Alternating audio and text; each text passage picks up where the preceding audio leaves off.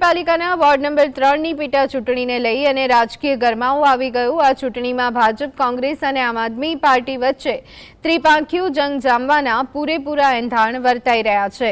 કોંગ્રેસ પક્ષે આ બેઠક પર મોટું દાવ ખેલતા પોતાના જ પક્ષના વોર્ડ નંબર 8ના ચાલુ નગરસેવક સૈનીલાબેન થઈમના પતિ અશરફ થઈમને ટિકિટ આપી મેદાને ઉતાર્યા। ત્રણેય મુખ્ય પક્ષોના ઉમેદવારોએ પોતપોતાના ફોર્મ ભરી લીધા, જ્યારે હજુ પણ અપક્ષ ઉમેદવારી ફોર્મ ભરાય તેવી શક્યતા છે। ફોર્મ ભર્યા બાદ તમામ પક્ષના ઉમેદવારોએ પોતાની જીતના મક્કમ દાવાઓ વ્યક્ત કર્યા હતા।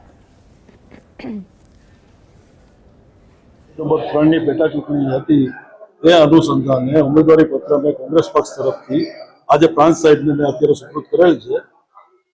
કેવો વિશ્વાસ છે જીત કેવા કામ કરશે શું છે 100% પૂરેપૂરા કામ કરવાનો અને પૂરેપૂરા મતદારોને સંતોષ થાય એવો પ્રયત્ન કરીશું।